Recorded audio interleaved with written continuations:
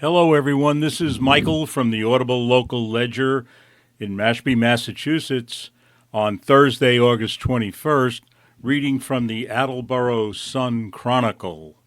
First article, Boyfriend Charged. Prosecutor, Rehoboth man confessed to girlfriend's death. An article by Stephen Peterson.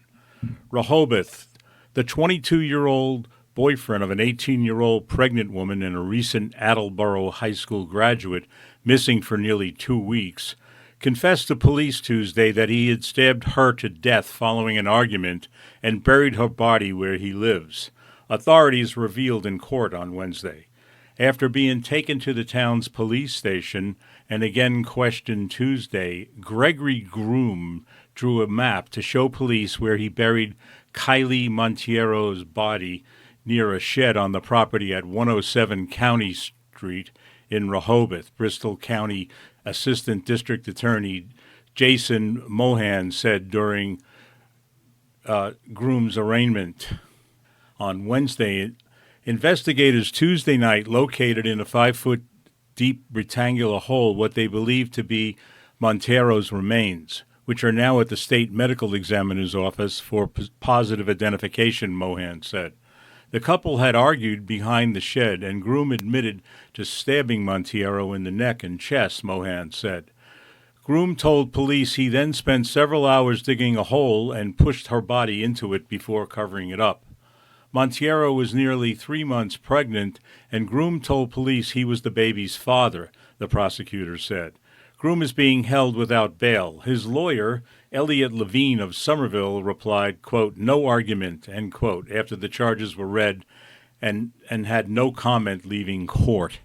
Members of Montiero's family were at the court, but told 24 media members they didn't wish to comment.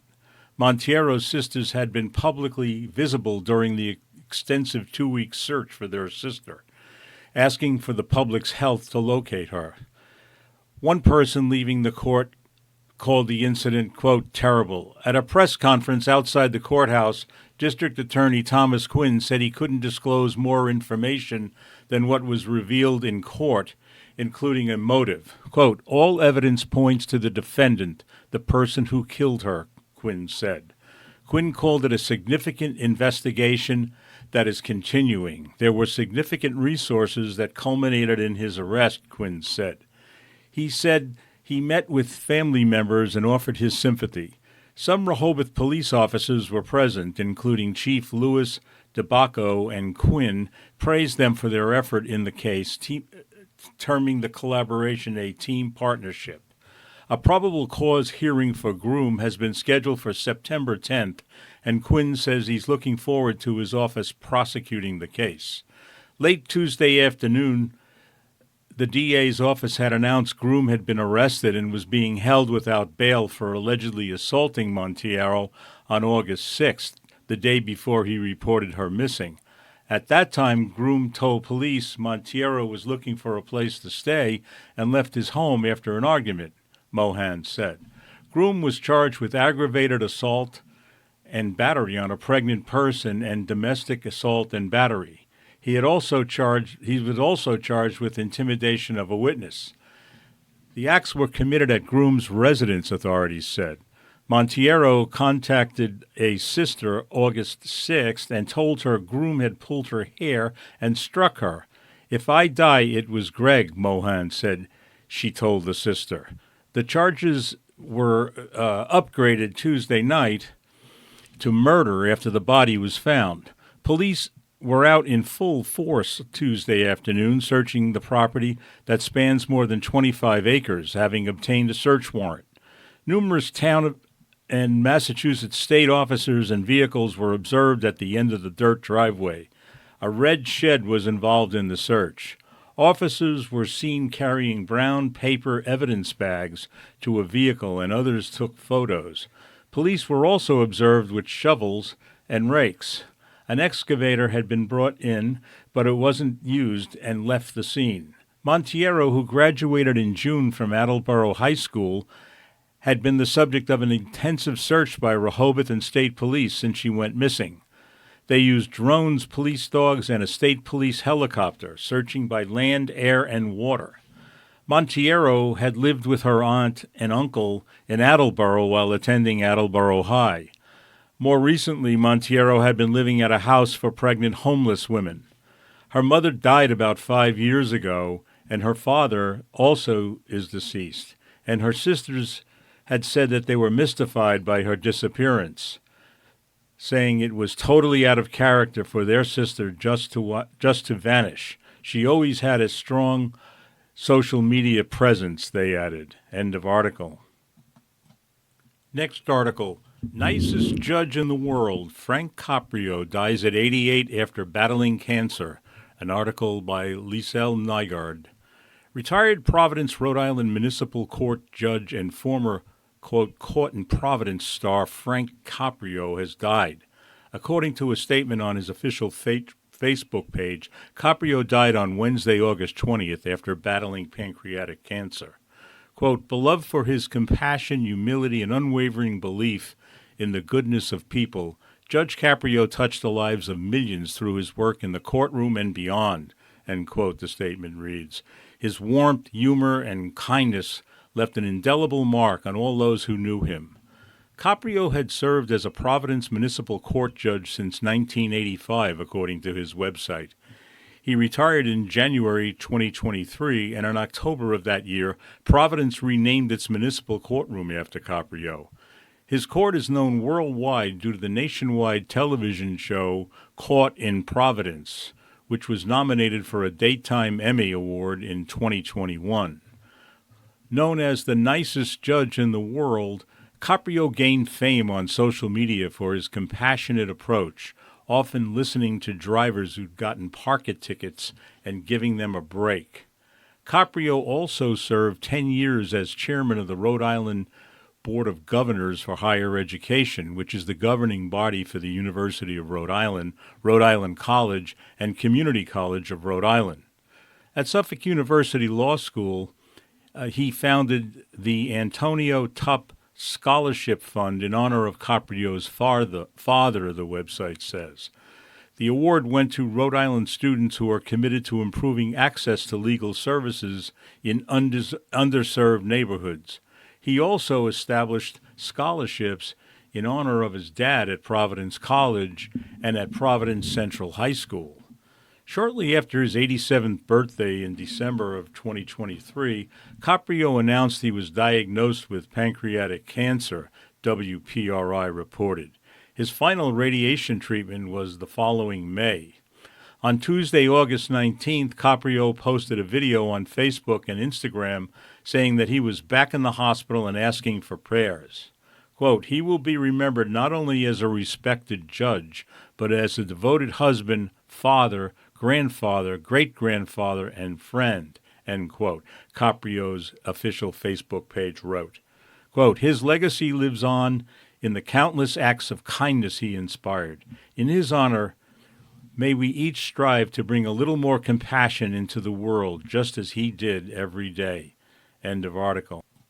Next article. Happy birthday to Mansfield. Town to celebrate its 250th anniversary with weekend of events. An article by Stephen Peterson. Mansfield. One of the signature events for the town's year-long celebration of the 250th anniversary of its foundings is taking place this weekend. Spirit Weekend kicks off Friday and runs through Sunday with family-friendly activities being held at different locations throughout the town. Incorporation Day is Saturday, and there will be a birthday cake, trolley tour, wagon ride, and crafts for kids, as well as carnival games. There will be various events on the Common, downtown, at Fulton's Pond, and at Memorial Park during the 3 days. Friday's activities will be held downtown from 4 to 8 p.m., on the Common at 6 p.m., and at Fulton's Pond at 8 p.m. Saturdays will be focused at the park from noon to 6 p.m., and on Sunday at the pond from 10 a.m. to 1 p.m. The weekend is packed with memorable activities for this not-to-be-missed celebration. From the historic movie premiere and drone show at Fulton Pond on Friday to the Incorporation Day celebration for the families on Saturday, to the fun run and the children's bike parade on Sunday, the weekend is filled with fun and surprises for everyone. Next article, Tech Workshops Offered to North Seniors, an article by Stephen Peterson. North Attleboro, following up on a successful inaugural program late last year, 2 local students again are holding workshops for senior citizens to learn more about technology. North Attleboro High School seniors John Thomas and Bobby Mood will hold free workshops next week as part of North Attleboro's Senior Technology Program. The workshops will run from 5:30 to 6:30 p.m. Monday through Thursday at Richards Memorial Library, 118 North Washington Street. The classes will again explore technology and various platforms for shaping our online work landscape. The workshops will provide hands-on assistance to residents looking to improve their technology skills, those seeking assistance with their smartphones, tablets, computers, and online platforms such as social media and AI are encouraged to attend. Each session will focus on a different topic. The schedule for the week is as follows. Monday, August 25th, Artificial Intelligence in 2025. On Tuesday, August 26th, Outsmarting Cyber Threats.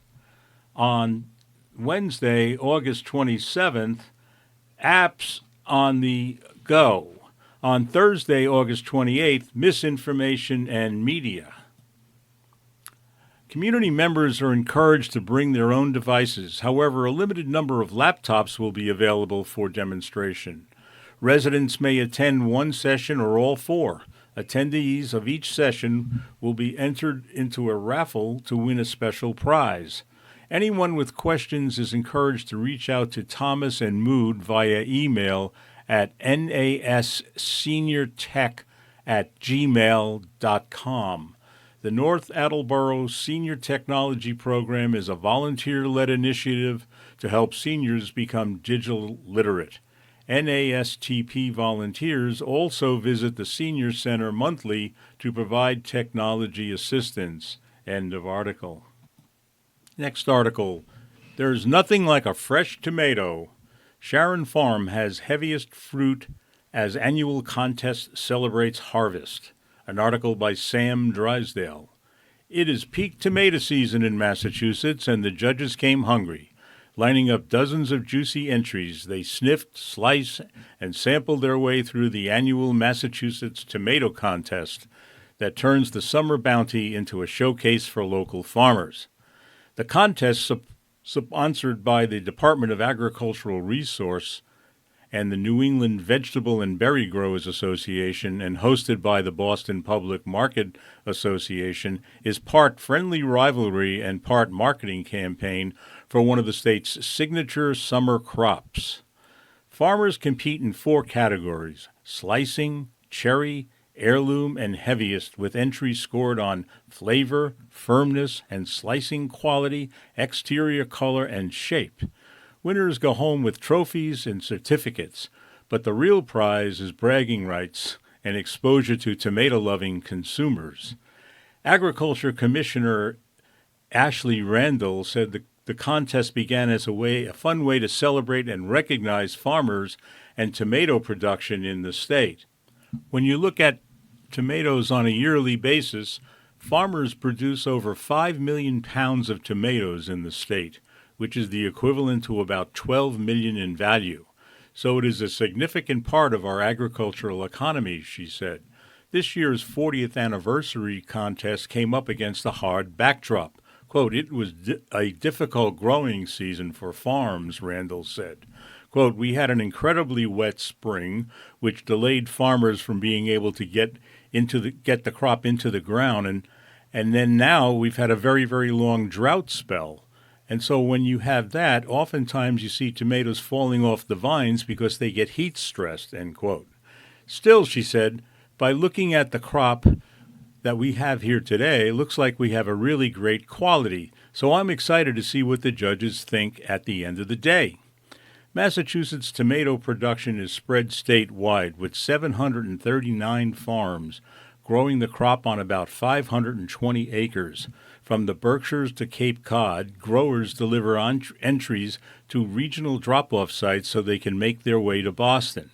Quote, last year I think we had one or two farms place in the top three on the Cape, Randall noted. Judges spent more than an hour working through plates of tomatoes Tuesday, giving scores on a 25-point scale. Representative James Arena DeRosa, who joined the panel, praised the visual feast. Quote, one of the things we're judging for today is color, and there's a beautiful rainbow here, an array of colors, quote, he said. It really shows the diversity and why it's important to support our farms all across the state. He added with a smile, quote, I do a little growing on my own, Italian, of course, end quote. Judge George Lashinsky, chef at the Fairmont Copley Plaza, said he was focused on the sweetness and the aroma. Right when you bite into it, you should be able to smell it and taste it at the same time. And it should have a certain firmness. It shouldn't be mushy. It should have a good toothsomeness to it. By his count, he sampled 36 heirlooms. One stood out, he said. Actually, it was a really sweet and it was also savory, which was a kind of a surprising to me. A lot of times tomatoes tend to be sweeter, but this one actually had a lot of savory. It was actually the first one I tasted. As for the heavy hitters, Wardsbury Farm in Sharon brought the heaviest tomato this year, weighing in at 2.84 pounds. The striped German variety tomato is a striking yellow and red. Placing in number 2 and 3 were tomatoes from Brookwood Community in Canton, 2.77 pounds, and Verrill Farm in Concord at 2.58 pounds. Tomato season still has weeks to go, with farm stands and markets across the state offering fresh harvests. For Randall, the appeal is timeless. Quote, certainly a tomato sandwich, she said, answering a question about her favorite tomato recipe and recalling lunches on her family farm. Quote, but I would say that tomatoes with basil and mozzarella and a little balsamic vinaigrette is another favorite. Arena DeRosa also lamented not having mozzarella and basil to eat alongside his dozens of samples of tomatoes. Lashinsky keeps it simple. Quote, honestly, a bruschetta in the summertime. If your tomatoes aren't great, then your bruschetta won't be great. But your tomatoes are fantastic, bruschetta will be fantastic, end quote. And while the trophies will soon head to the farms across the state, Arena DeRosa summed up the point of it all. Quote, we want to promote Massachusetts agriculture. There's nothing like a fresh tomato that's grown locally.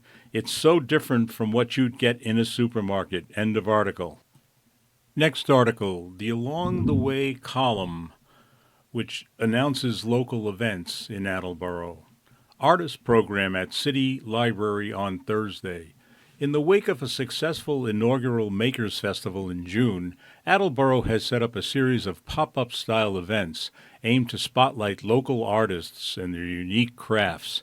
Taking place downtown throughout August and September, the events allow community members to see up-close art demonstrations and try their own hand at making different items.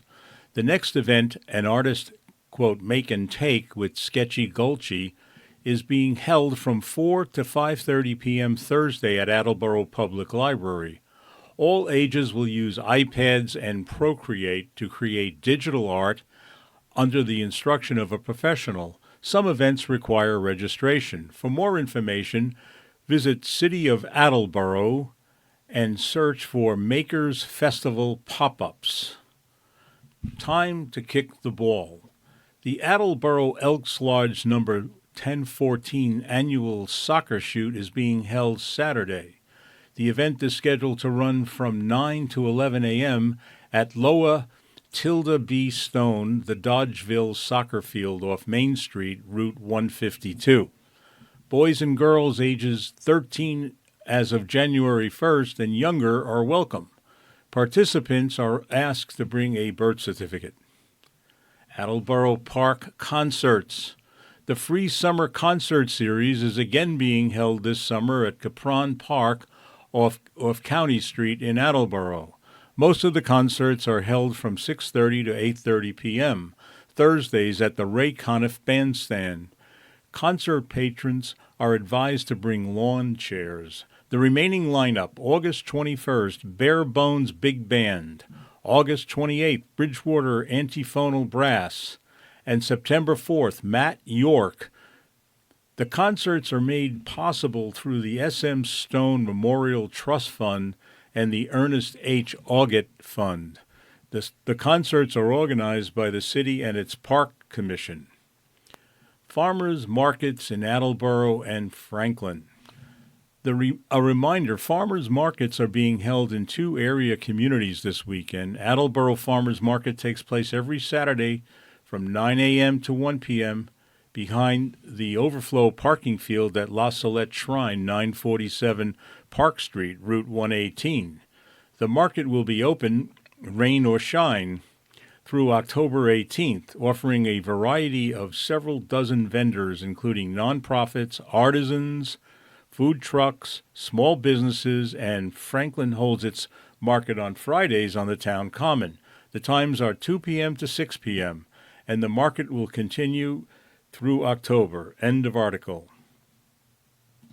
In regional news, next article, Rhode Island prosecutor under review after footage recorded her warning officers during arrest. An article by Kimberly Cruchy. A Rhode Island prosecutor is under review after police body camera footage recorded her warning officers, quote, "You're going to regret this," end quote, while she was being arrested. Devin Flanagan, a special assistant attorney general, was arrested outside a restaurant by Newport Police August 14th for trespassing, according to law enforcement. Body camera footage provided by the police department shows Flanagan asking an officer multiple times to turn off his body camera and then repeatedly saying, quote, "I am an AG." The footage shows the officers approaching someone from the restaurant and asking if they want them trespassed. The person clasps his hands and responds saying, "Trespass, yeah, cuff 'em, please," end quote.